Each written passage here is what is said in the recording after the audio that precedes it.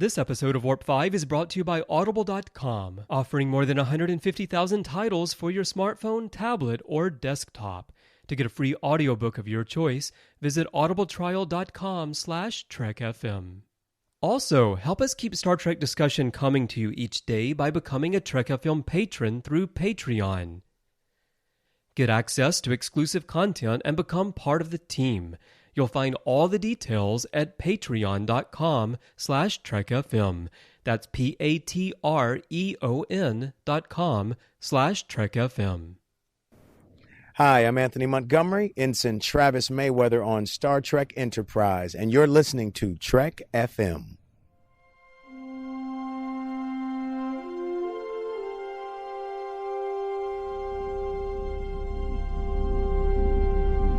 How we doing, Tripp?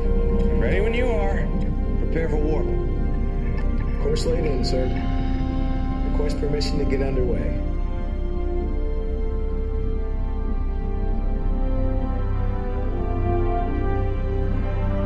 Let's go.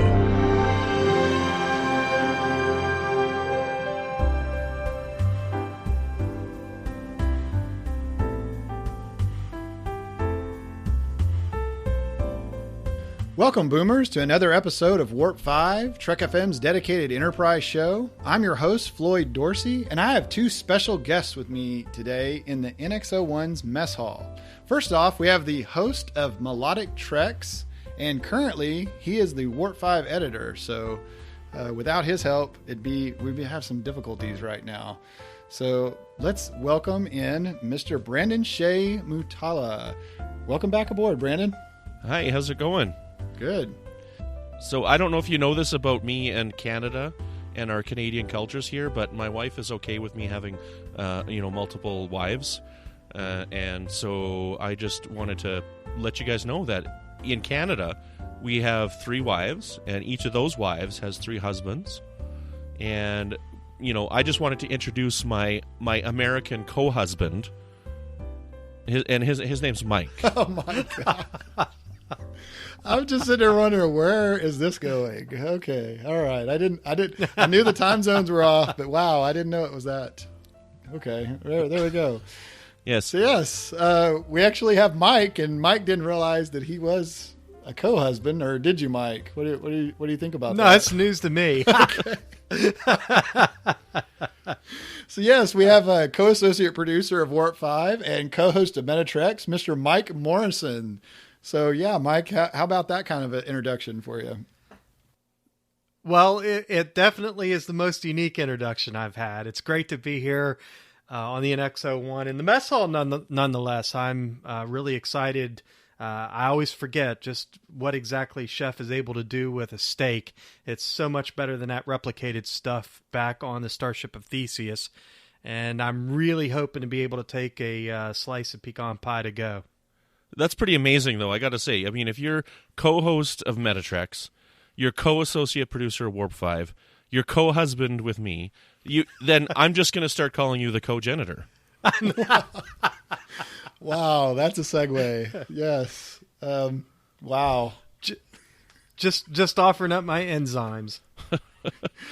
Wow. Yes, so Floyd and I could have a baby. Nice. Okay. Yep. We have gone totally off the rails here, yes. guys. This is not what was in the script. Let me call my agent. So yeah, actually, Mike and I, changing the subject a little bit here, Mike and I actually met in person this past weekend for the first time. We've known each other virtually for about 2 years now, but we actually met up and we posted a picture in the Babel conference. So Mike, that was really cool, getting to finally meet you. Yeah, it's a lot of fun. We realized a couple of years ago that you and I live only about 25 miles apart, and I actually attend church just about a mile from you. So I had an opportunity this past Sunday to preach at Clearview Church there in McKinney, Texas, and it was great to have you and your family come join us for my Star Trek themed message. Yeah, that was really awesome. I saw your title screen and I thought it was just, oh, okay, Boldly Go. It's Star Trek. He's got a Star Trek. No, it was completely Star Trek. That was so cool. And I was looking around the room. There were some people that got it and some people didn't quite get it, but maybe they went and looked some stuff up after that, so. Yeah, who knows? At the end of the day, I think they got an opportunity to learn a little bit about me and my passion for Star Trek, and we had a little fun. There were definitely some Trekkies in the crowd. I know as we started out with the iconic first words of the original series' intro, "Space: The Final Frontier," I looked around and just about everybody there knew that, so it felt pretty good. That's true. Well, I saw the pictures online there, and I got to say that the cosplay at the church was great. I mean, Floyd, your Borg costume was just outstanding. Thanks. Yeah, I worked on it for a little bit. I'm still tweaking a little bit, getting ready for Halloween and all that. So yeah, hey Brandon, maybe we can get that transporter invention going, and we can get you down here from Canada, or maybe we can get up to Canada. It's warmer here though, in the winter, so it might be. We had a nice day today. It was 17 degrees Celsius, which is pretty nice. Okay, yeah. Here it was warm enough to sweat on the way to the car after work. So there. Anyway. So yeah, folks, for this episode, we're actually going to dive back into the Warp 5 in retrospective, and we're going to pick up with the second half of Season 2. So we've actually received a lot of positive feedback from you regarding this series, and we want to keep it going. And, our mission here at Warp 5 is to help create new fans of Enterprise, or at least help many appreciate this great series. I know, I can say that I personally wasn't completely sold when it first aired, but later when I saw it on Netflix and I had time and I could catch it, I really got hooked on this series. And I'm seeing a lot of people lately that are coming in on the different Facebook groups, and they're whenever Enterprise is mentioned, they're really in on it. So yeah. Mike, did you watch Enterprise on its first run? I can't remember if we've ever talked about that. No, unfortunately, the town that I lived in, we didn't get the channel, so I didn't really get to watch it in its first run. I watched reruns on the Sci-Fi Channel, but they were hit and miss. There were some episodes that I actually didn't see until it came to Netflix. Yep, that was the same for me. I mean, I was in Dallas, and we had a channel, but man, it kept moving around, and anytime there was a sports game, it got interrupted and things like that. I know Brandon said he actually watched it during first run. Mm-hmm. So yeah, I did all 4 seasons. So yeah, I wasn't sure if we'd actually talked about that before on Warp 5, Brent or Mike. So that just kind of hit me there. So yeah, we're going to be discussing the second half of season 2, discussing topics, scenes, characters, situations that stand out to us, and we may have some overlap. And we probably have some comments about a lot of it. But if we happen to leave something out that you notice, Boomers, please let us know in the Babel conference on the show announcement for this. Just let us know what stands out for you. What are some topics or scenes or characters, or maybe it's something that we do mention, and we'd sure love to hear what you have to say about it also. I mean, I'm looking at Season 2, the second half of Season 2 here, and it just seems like it's just loaded with great episodes. So, I mean, when I was going down the list on this, it was just like, wow, okay. So second half of Season 2, we've got Stigma, Ceasefire, Future Tense, Canamar, The Crossing, Judgement, Horizon, The Breach, Cogenitor, Regeneration, First Flight, Bounty, and we end it with The Expanse. So, boy, fellas, we've got a full table here in the mess hall. Maybe we can get this completely served up here. So, Mike, what is the first topic or standout for you in the second half of Season 2, these episodes? Well, this entire section of Season 2 is just outstanding. I don't think there's a bad episode in the bunch, at least in my opinion. There are a couple episodes that I think are better than others, but usually when I think of the last half of the second season. The first episode that always comes to my mind is First Flight. I think it's one of the best episodes of Enterprise and really one of the best episodes of Star Trek in its entirety.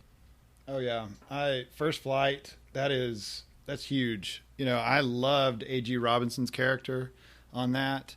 We've mentioned it before, and it's actually on the Blu-ray extras that they were talking about, that the First Flight could have actually been the idea they had for season 1.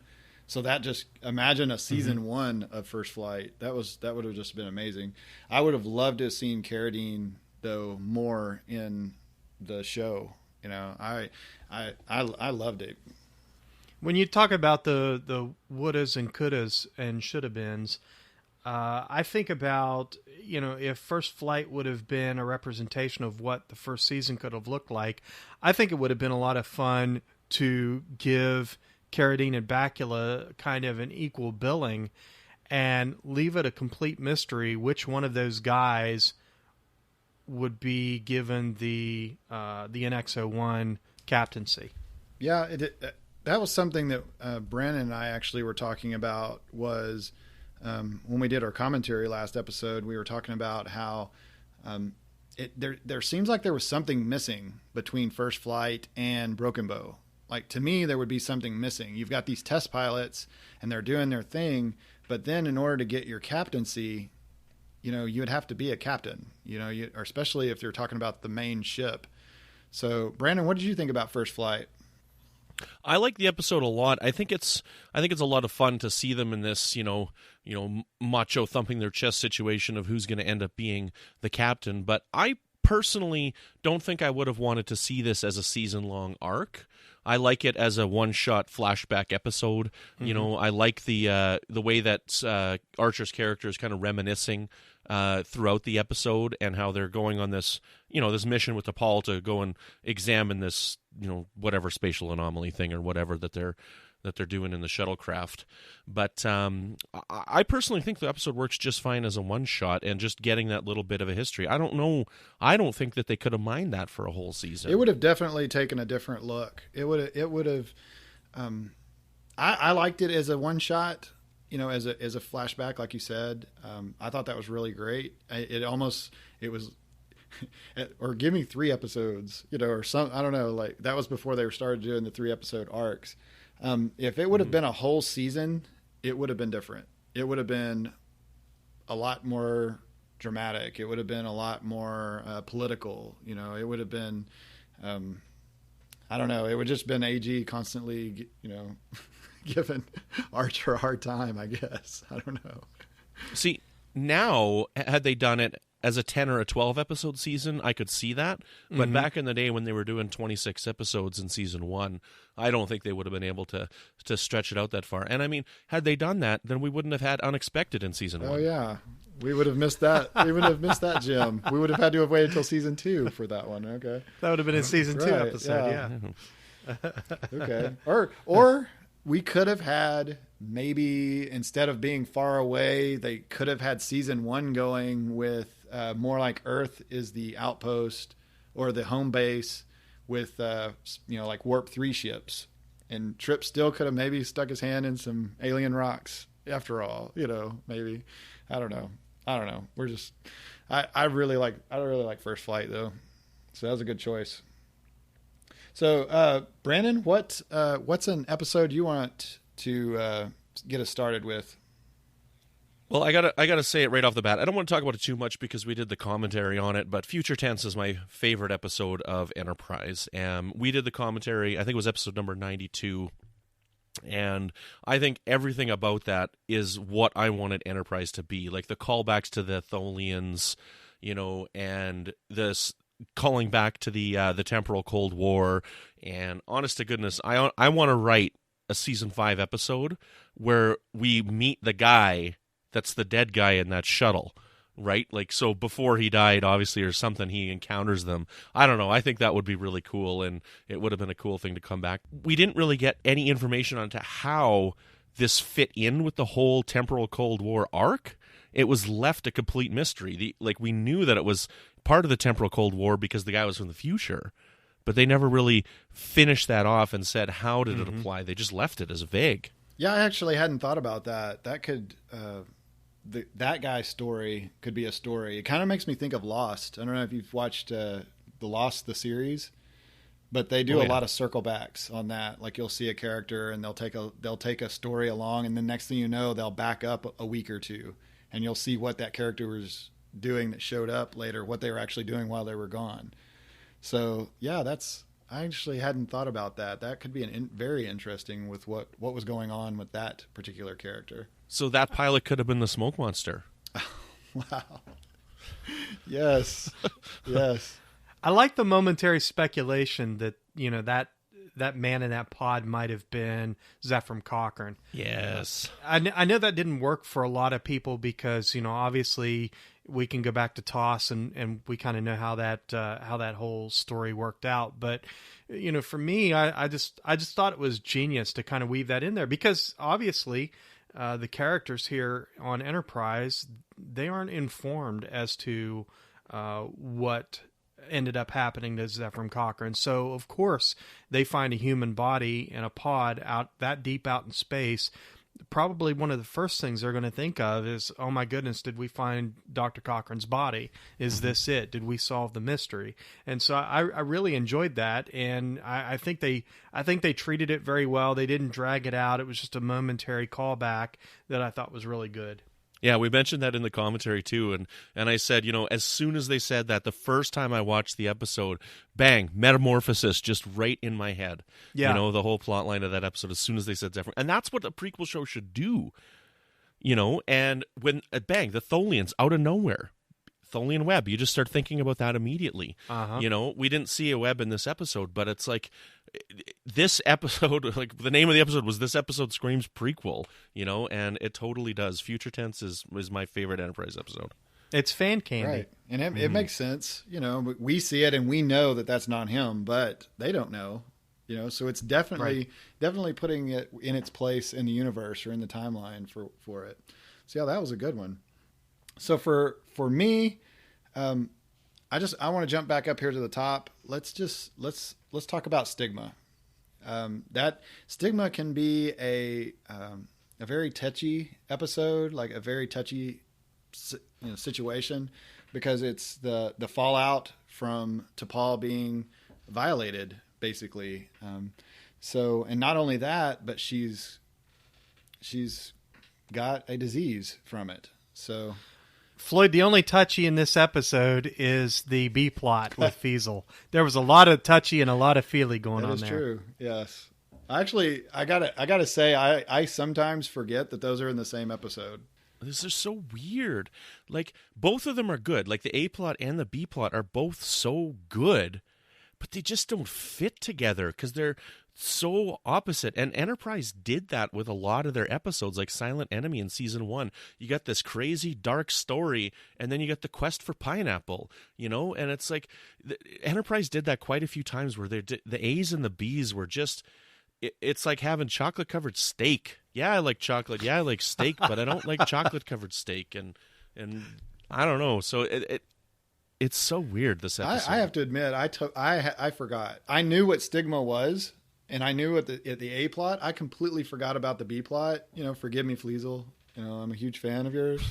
But I forgot that she was actually in this episode. I had to go back and check it and oh my gosh, this is her. That was a comedy on this backside of this other totally tense drama. So, Floyd, this is one of those episodes where the B plot, in my opinion, really overshadows the A plot.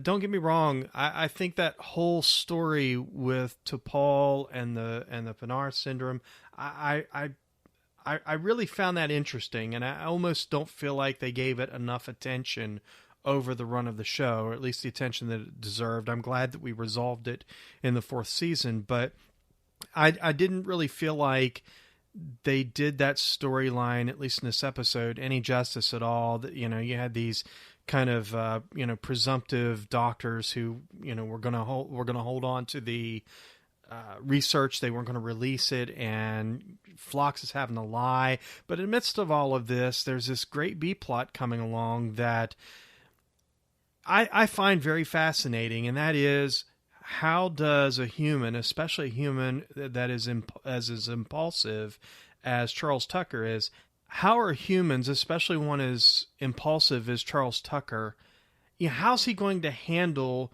these different morality codes, these different codes of morality? How does he handle, a different marriage setup where, as Bichet's already pointed out, you got 3 husbands and 3 wives, and it's crazy to you and I as human beings. But if there is life on other planets, I'm sure they have other moral codes and other ways to manage the procreation process. So I find that very fascinating. How does he handle it? What does he do with this different culture?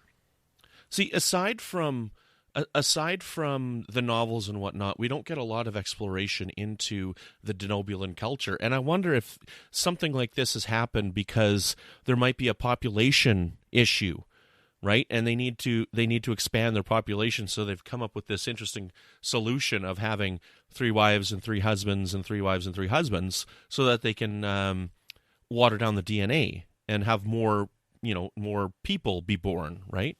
It's funny when you think of their social structure like that. I always think of it as like a matrix, that's the math teacher in me. It's like, okay, we got to figure out what are all of the possibilities that we have from this combination, and then how would they be related? Of course, with us, it's more of a linear. You're related. You're related to this person, and then that person's related to this person. It just kind of goes down your line. For them, though, they have a web. It's just a huge web. Like, their genealogy is just huge. And it's a web going out, not just a tree going down or up or however you want to draw it. But it's just totally baffling how complicated their family structure can be. So, yeah. And then I liked, there was an exchange in Stigma where the Vulcans contact the ship and they say that they want to talk to the captain. Or did they want to talk to the captain? They want to talk to Dr. Phlox, and they also wanted T'Pol to be there. And Archer asks T'Pol, do you know anything about this? Or do you know what this is about? And T'Pol looks him straight in the eye and says, I haven't spoken to anyone on the surface. So that's one way to not tell a lie, but not tell the whole truth. So yeah. And we've talked about this, these are Vulcans from 100 years ago. They may just straight up lie, they could possibly, but she did, she told the truth. She hadn't spoken to anyone on the surface. And it's kind of funny because I look at Archer and I'm thinking, she says that, but she didn't answer the question. He just kind of just keeps going with it. But I think John Billingsley gives a great performance in this episode. Of course, I think that Dr. Phlox gets my award for best alien character in Star Trek. And this is one of those episodes where we get to see Phlox serious. We get to see Phlox comical. I love how the exchanges that he has with Tucker, it's hilarious. And I laugh out loud every time I watch this episode when I watch Phlox and Tucker in that conversation when he tries to explain to Phlox that his wife's coming on to him. Right. And it's interesting. It's an interesting plot line because, in hindsight, when you read it, when you're watching the episode and Feasel is making such clear advances onto Tucker, you think that Phlox is just being played like he's oblivious and completely not understanding what's going on, right? But he does understand what's going on, right? It just doesn't bother them because they've got a completely different social structure than humans, right? And I don't know, I find the episode funny as well because of how it's played, right? And but it just takes away so much from the A story for me. Like, it's just, this A story on this here, like, this episode was designed to contribute to Viacom's HIV awareness campaign of 2003, right? And so that's why this episode was made. And to have, I don't know, I'm not criticizing the B plot. It's a great B plot. It's just so weird that they're together. That is true. That is true. So the next episode that we had in season 2 was Ceasefire. So we got to see Suzie Plakson make an appearance, and I've got to say, I love Suzie Plakson whenever she's on Star Trek. She does a great job. Playing a strong, large female Andorian. So did that establish that female Andorians were larger than the males? I'm not sure. I don't think so. Okay. Well, on my Star Trek Online, they are. Mm-hmm. So, if you want, the males are all smaller than the large females, or that's how I do it on my Star Trek Online. Well, now that you mention it, I can say that it seems that Andorian males are all somewhat, if I can use the word, petite. And both of the Andorian females that we see here in Enterprise are rather tall.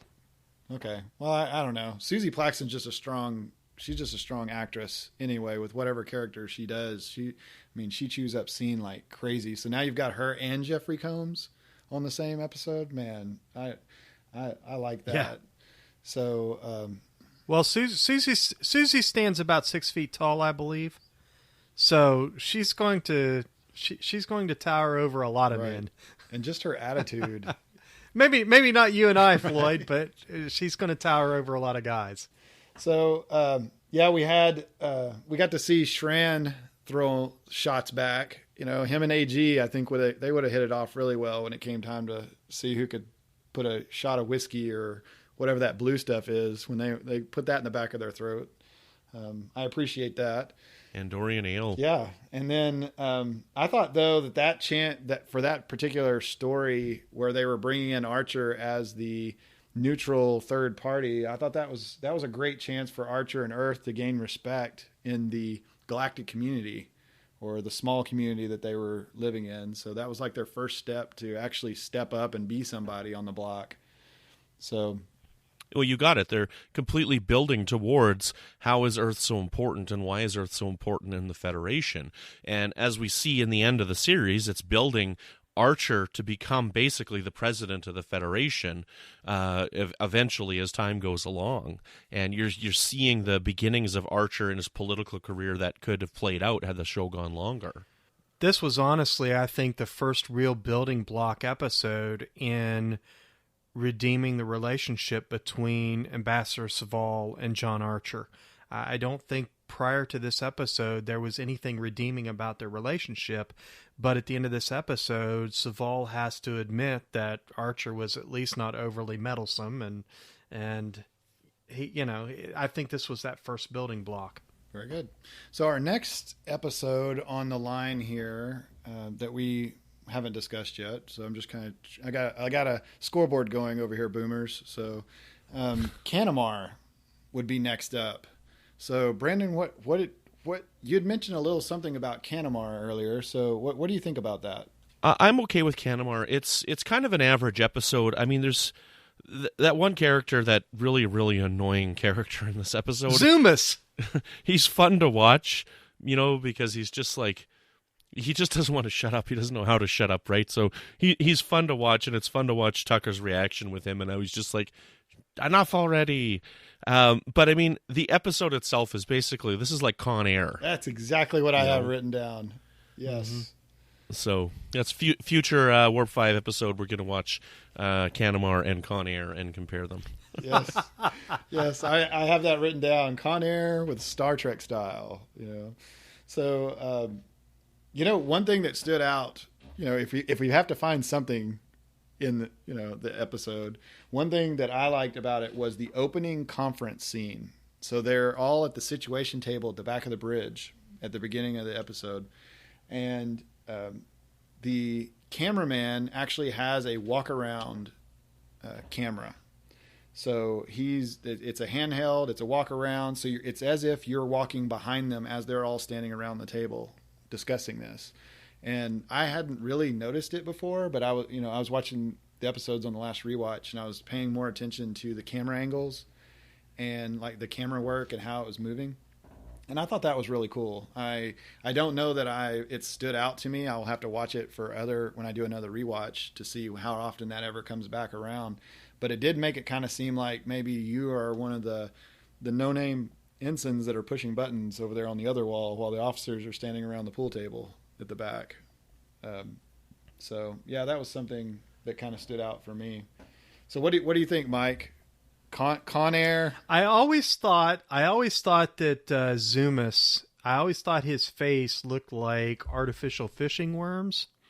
And I was surprised a while back when I found a trivia item that confirmed that they actually just glued artificial fishing lures to the makeup, and that was literally his whiskers or whatever that he sits there and strokes. Sean Whalen is so annoying in this episode, and annoying to the point that I almost can't take it. This is not... I don't not like this episode, but...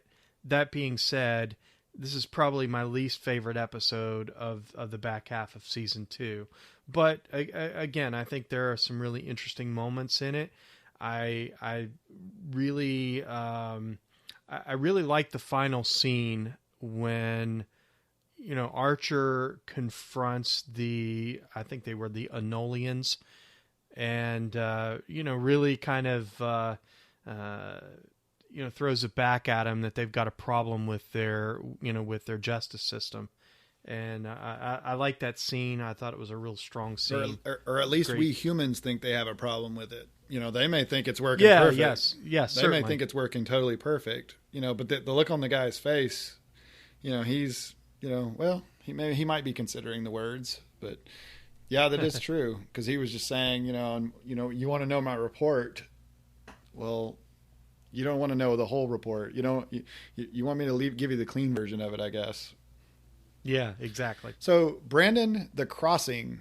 This is a standout episode for you for this group of episodes. So, what stands out for you in The Crossing? Oh, absolutely! When Rita's completely hitting onto Paul with that alien in his body. I like this episode. I think it's really neat because they kind of play it for a while that you don't know that these guys are hostile, and they play it with a sense of awe and wonder for the first little bit of the episode. Now, Archer's pretty... He's got the hairs on the back of his neck standing up for most of it here, but I really like how they play the episode, and I almost wish that it would have ended up being a friendly occurrence throughout the whole thing, because we see so much where you think it's friendly and it turns to be bad, right? That, in hindsight, I would have liked to have seen something really cool. Like, we'll get it later with Cogenitor, to meet a race of aliens that is just truly friendly. It's nice to see that once in a while, and I kind of wish that this is how this would have turned out. But the idea of this crossing, and when they leave their bodies and have these wisps of smoke replace their souls, or whatever you want to call it, they don't even know where they are when they come back. They're like, I don't know, I was here and I was everywhere, and it's a neat plot, a neat concept, and I really like this episode a lot. And yeah, I wish they were good. Is the only thing I have to say about this episode that's not positive. Yeah. So what are your thoughts, Mike? This episode for me felt a lot like the original series episode Return to Tomorrow. As a matter of fact, I will say that I think of all of the episodes that we're looking at here in the back half of season 2, this one for me feels the most like a TOS episode. I agree, Bichet, 100%. I love the way they played it out. At first, it was this really kind of awe-inspiring, thing that was going on here where, Tripp is kind of taken back that he's getting to see, the universe from a different perspective and these creatures. But I appreciate that they kind of leave you wondering even from the beginning, because it's not something they ask permission for. They kind of just do it against your will, and then they build towards you really get this kind of building towards something sinister, and you almost don't even expect it when you really get towards the end of the episode, and you really feel just how Machiavellian these creatures are. See, watching this episode, I think a lot of observer effect as well. Yeah. Right? So it's kind of a very similar plot point to that one. But yeah, it's quite fascinating. And then the fact that they're slowly trying to take over the ship is just like, wow. And also, that was scientific method in Voyager is when you had the cloaked, I think it was scientific method, but it was the cloaked aliens, or they were like on a different dimension or a different frequency or something, and they were doing experiments on the different crew members. So yeah, that made me think of this. So I thought this was a really cool concept. We got These are very alien aliens. We're like ants to them, so it would be like us doing an experiment for ants to see if we put a hole here and we put something in it, will they fall in the hole, and what will they do, to get out of the hole? But yeah, setting up an experiment to test the subjects, I thought that was pretty neat. One thing I always remember about this episode is the creepy standing around staring.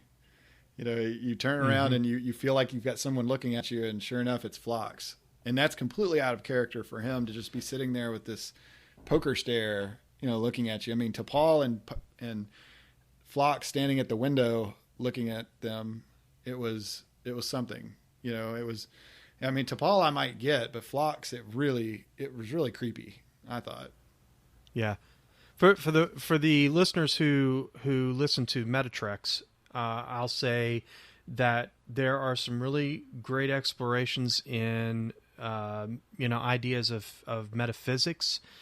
Certainly, raises questions about the nature of consciousness, dualism. It's really got a lot to offer from a philosophical standpoint, and really, Floyd, I think this episode is an exhibit A for why Enterprise belongs on the same platform as the original series, and really the best of Star Trek. It really is everything that is great about Star Trek. I agree. Being original series fans, and we've talked about it several times here on Warp 5, how this is the closest partner series, I think, to original series. And it just actually occurred to me just before we started recording this earlier that a lot of people's complaint about season 2, it's usually, season 4 is their favorite, or season 3 is their favorite, or they really like season 1, and season 2 doesn't really get mentioned that often. But when you go down the list and you look at these episodes, it really is more like original series. Like, these are standalone episodes that really, they do something by themselves. And it's almost, a lot of people's complaint is, well, it doesn't seem like they're going anywhere, and they're just kind of writing themselves around, and they don't really know what they're supposed to be doing. But when you look at it, that's what original series was.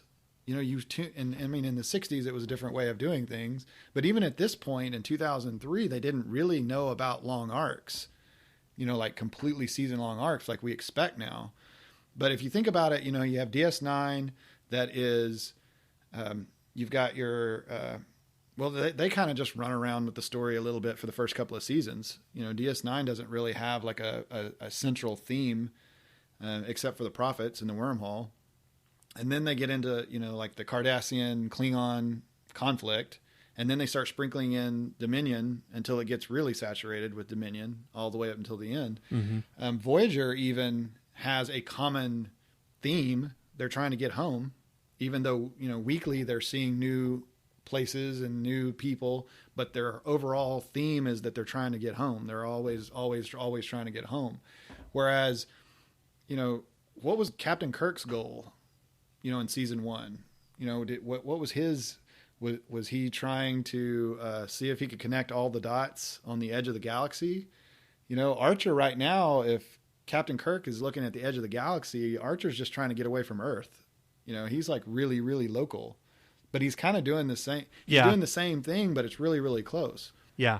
I think you could have just taken, Archer, T'Pol, and Tripp and replaced them with Kirk, Spock, and McCoy, and you have an original series episode right here. And I actually think about a lot of the season 1 and season 2 episodes can be like that.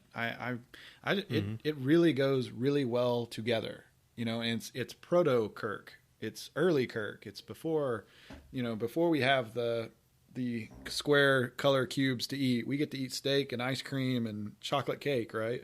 So, yeah. What about the Organians? We established that these were Organians. Am I right? No. I was just saying that it reminded me of the observer effect, which is the Organians. That observer effect established the Organians. So when I was looking at this, I couldn't remember if they actually said it or not, but it does remind a lot of Organians. But boy, they would have to change a lot in 100 years, and they've been around for a long time. So I don't know if these were really Organians. They're Organian-like. No, I don't know. I wasn't saying that I thought they were Organians or anything. I'm just like the way that they're they're changing their bodies and acting Right. and stuff just reminds me a Well, lot of that I episode, I didn't think you did either, but that's why I was just saying that, because I think a lot of people try to connect this and say this is Organians, or whenever they're talking about it. So I don't. It wouldn't have been hard, a throwaway line in the episode. They could have probably made some type of connection like that, but it was never established in the episode. See, I wouldn't have thought it would be, because they have this ship, right? And the Organians like abandon technology. That's true. When we see them in Errand of Mercy. You could easily make this like a prison ship, and these were malevolent Organians that were condemned to this prison ship and sent adrift. And I mean, a throwaway line, I think you could have done it, but it was never established. And for that matter, we never quite figured out who these aliens were, where they come from, and quite frankly, that's okay. That's how it is. Space is big, and it's that kind of stuff that fuels great fanfic. Exactly. So our next episode on the line here is Judgement. So Mike, what's I'm actually going to interject here Okay. and take the reins on this one here. So I'm known throughout the network as the positive Trekkie, and I generally have something positive to say about everything. So all that I have to contribute to this is I'll say something positive here. I would rather watch Extinction. Oh. Oh, Okay. All right. I personally think that this is a complete insult to Star Trek 6. And I don't know. I know that a lot of people like this, but I'm just like, this is an insult to Star Trek 6, and you guys could take the reins now, because I got nothing else to say about Judgment. Well, I know Mike likes to see J.G. Hertzler put the Klingon makeup back on. So what did you think about that, Mike? that's what redeems the episode for me. Anytime you get Hertzler in Klingon makeup, and matter of fact, John, if you're listening, just wear Klingon makeup all the time and walk around and spout things off, sound like a Klingon with your metal cup full of blood wine, and man, I'm telling you, people would follow you to the doorway of Hades. Yeah. He gives what I think is just another strong performance in this. But yeah, Bishay, I'm going to have to agree. I think the whole thing's kind of an insult to Star Trek 6. It's a really bad copy of Star Trek 6. Now remember, this actually happens before Kirk gets put in trial. Okay, so we got to remember this is a prequel. So actually, Star Trek 6 is just a better version of this, and a bad one at that. You know what else happens before Star Trek 6? The Golden Girls, and that's better than this. Oh no! Oh no! I won't get that far, because again, I think Hertzler gave a really great performance in the episode. But I always found it interesting that no one has ever escaped from Ruapente except 2 human Starfleet captains. What's up with that? Right. See, and that's why I don't like it. Like, the Klingon arc in Enterprise is so bad. Like Voyager completely defangs the Borg, and Enterprise completely, by this point, the Klingons are just tired and old and repetitive, and oh man, I'm so sorry, but it's like, I don't know. I love the Golden Girls. Don't get me wrong. The Golden Girls is great. I'm not a fan of. But remember, Brandon, it's about to get really spicy for the Klingons because they're about to get that augment DNA, and that's when they have the golden age of conquering worlds. That's when the Empire really expands. So right now, this is a slow little time for the Klingons, but just wait till they get some of that augmented human DNA. Okay. And it's going to get really, really good. Okay. So yeah, for this episode, a redeeming quality is we got a little deeper insight into Klingon society. So we got to hear, that we don't just have Viking warriors running around banging their chest. We have farmers, we have lawyers, we have, scientists. So it was actually, we got to talk a little bit about it, through J.G. Hertzler's character. And, but I would have liked to have seen a different courtroom with a different judge with a different sentence. That's, other than that, hey, I guess it'd be a different episode. That's Judgment, and I kind of hate to cut it off with that one because it seems like we're kind of downhill. I would have to say that's probably the lowest ranked episode for the 3 of us in this little group. And looking at our time, we're at about 45 minutes for the episode. So I think it might be a good idea just to cut this off, and we'll make Judgment the cliffhanger. Although I would hate to think that if this would be the cliffhanger for a season, I'd hope people would come back. But we might just call this part 1 right here. And does that sound good to you two? You bet. All right. Yeah. That sounds great. And we might mention that I believe our next episode is Horizon that we'll lead off with next week. Am I right, guys? Yes. So yeah. So, that's boomer candy right exactly. there. That'll get everybody coming back. Thank you, Mike, for that. So yeah, we would have to have the teaser to make sure everyone comes back. So it's been a lot of fun discussing Mike's interesting co-husband role that he didn't know that he had. But this isn't the only topic we've been talking about here on Trek FM. So here's what else you may have missed elsewhere on the network. Previously on Trek.fm, Standard Orbit.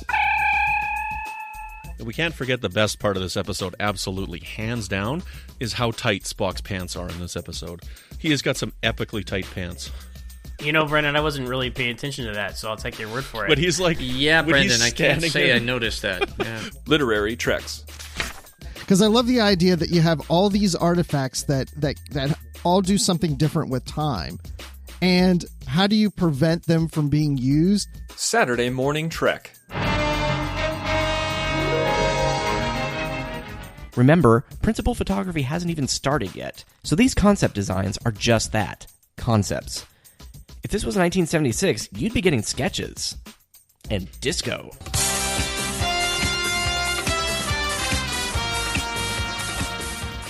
Melodic Treks. Those are totally, you could clearly tell that they were going for a Mamas and the Papas kind of vibe with the music that they were doing, right?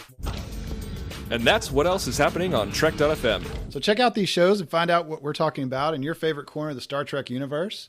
You can find us anywhere you get your podcasts. And if you want to get the MP3 file or the RSS link, you can grab those at our website at Trek.fm.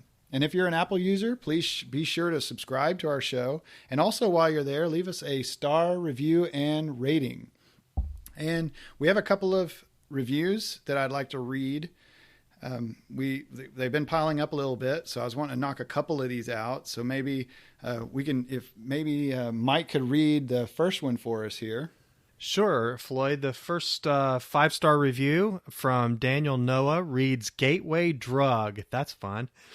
Warp 5 was my gateway to Trek.fm, the best network of Star Trek podcasts you can imagine. This goes beyond podcasting. This is a 24/7 Star Trek radio. Warp 5 attracted my attention because when I started listening, no one anywhere wanted to talk about Enterprise, and many Trek podcasts seem ignorant to it.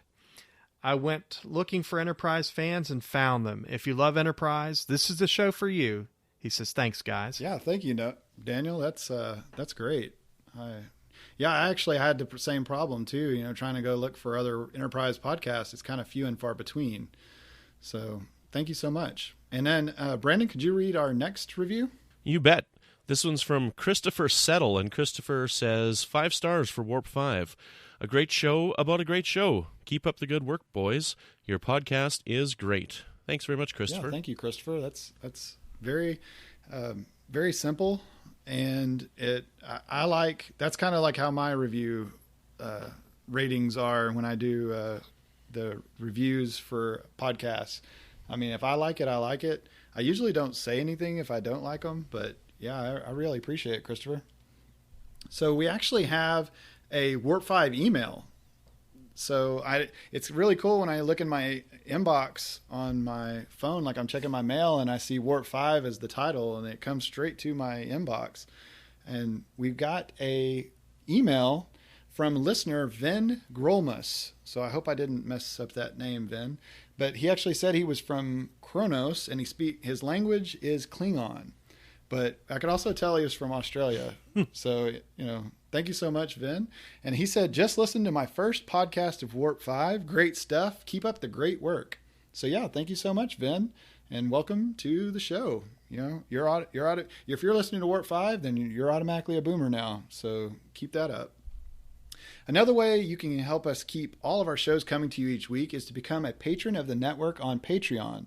So Brandon, Mike, and I are all patrons of the network on Patreon. And as I mentioned earlier, Mike is actually a co-associate producer of Warp 5, and he got that hit started through Patreon. So Mike, could you tell us a little bit about your experience with Patreon? Yeah, absolutely, Floyd. You know, I found Trek FM when I was living out of a hotel here in the Dallas area and getting my family moved here.